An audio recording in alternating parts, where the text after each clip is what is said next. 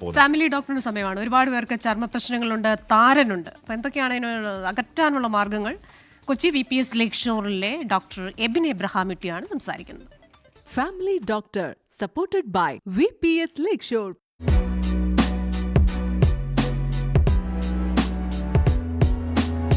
നമ്മുടെ സ്കിന്നിൽ പറഞ്ഞാൽ തന്നെ അത് ഫേസിൽ ഒരു ഡിഫറെൻ്റ് ആയിരിക്കും, ബോഡിയിൽ ഡിഫറെൻ്റ് ആയിരിക്കും. ചിലർക്ക് കാലിൽ നല്ല ഡ്രൈനസ് ഉണ്ടാവും, പക്ഷേ മുഖത്തും തലയിലൊക്കെ നല്ല എണ്ണമയം ഉണ്ടാവും.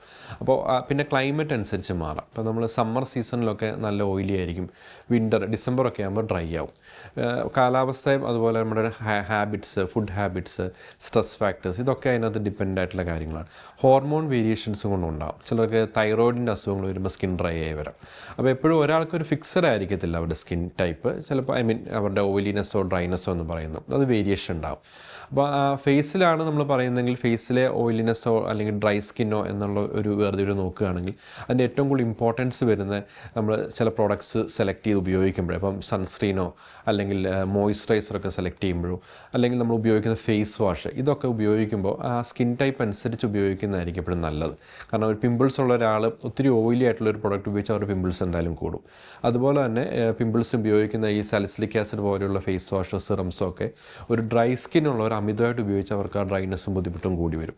അപ്പോൾ അത് എപ്പോഴും ഒരു ഡെർമറ്റോളജിസ്റ്റിൻ്റെ നിർദ്ദേശപ്രകാരമുള്ള ഒരു സ്കിൻ ടൈപ്പ് മാച്ച്ഡ് പ്രോഡക്ട്സ് ഉപയോഗിക്കുന്നതിലാണ് ഈ ഒരു വേരിയേഷൻസ് വരുന്നത്.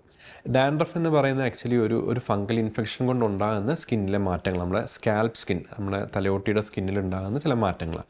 ഈ ഫംഗൽ ഇൻഫെക്ഷനെ നമുക്ക് ഒരു ആൻറ്റി ഫംഗൽ ചികിത്സ കൊണ്ട് കൺട്രോൾ ചെയ്യാം. പക്ഷേ അതുകൊണ്ട് മാത്രം ഡാൻഡ്രഫ് എന്നുള്ള പ്രശ്നത്തിന് പരിഹാരം ആവുന്നില്ല. പലപ്പോഴും ആ ഫ്ലേക്കിങ്ങും ഡ്രൈനെസ്സും ഉണ്ടാവും. അപ്പോൾ ഡാൻഡ്രഫിനോടൊപ്പം തന്നെ ചിലപ്പോൾ ഒരു ഡ്രൈ സ്കാൽപ്പ് അവർക്കുണ്ടാകാം. അങ്ങനെയുണ്ടെങ്കിൽ നമ്മൾ അതനുസരിച്ചുള്ളൊരു ഷാംപൂയിങ്, ഒരു കണ്ടീഷനിങ് ഒക്കെ ആവശ്യമുണ്ട്. അതുപോലെ ഓയിൽ ആപ്ലിക്കേഷൻ, അതും ഈ ഒരു അസസ്മെൻറ്റ് കഴിഞ്ഞിട്ട് ആ ഒരു ഡാൻഡ്രഫുള്ള ആൾക്ക് ഓയിൽ ഉപയോഗിക്കാൻ പറ്റുമോ അല്ലെങ്കിൽ അത് ഡ്രൈ സ്കാൽപ്പാണോ എന്നുള്ള കാര്യങ്ങൾ നോക്കേണ്ടതായിട്ടുണ്ട്. ഈ ഡാൻഡ്രഫ് ക്രോണിക്കായിട്ട് നിൽക്കുന്നു, മാറുന്നില്ല എന്ന് പറയുന്ന പലർക്കും സ്കാൽപ്പ് സോറിയാസിസ് എന്നൊരു ഡിസീസിൻ്റെ ലക്ഷണങ്ങൾ കാണാറുണ്ട്. അപ്പോൾ അവർ ഡാൻഡ്രഫിന് ചികിത്സ പല രീതിയിൽ ചെയ്യുന്നു, പല ഷാമ്പുകളും മാറ്റുന്നു, എന്നാലും അവരുടെ തലേന്ന് മുരി പോലെ വരുന്ന അല്ലെങ്കിൽ സ്കെയിൽസ് വരുന്ന മാറുന്നില്ല. ചിലപ്പോൾ അണ്ടർലൈൻ പ്രോബ്ലം സ്കാൽപ്പ് സോറിയാസിസ് ആകാം. അപ്പോൾ അങ്ങനെ ഒരു ഇവാലുവേഷൻ അതിൽ വളരെ ഇമ്പോർട്ടൻ്റ് ആയിട്ടുള്ളൊരു കാര്യമാണ്. അപ്പം ഒരു ആൻറ്റി ഡാൻഡ്രഫ് മെഡിക്കേറ്റഡ് ഷാമ്പൂവും സിറംസ് അല്ലെങ്കിൽ ഈ പറഞ്ഞ സ്കാൽപ്പിൽ അപ്ലൈ ചെയ്യുന്ന മെഡിസിൻസും ടാബ്ലറ്റ്സും ചിലപ്പോൾ നമ്മൾ ഡാൻഡ്രഫിൻ്റെ ട്രീറ്റ്മെൻറ്റ് കൊടുക്കാറുണ്ട്. Family doctor supported by VPS lake shore.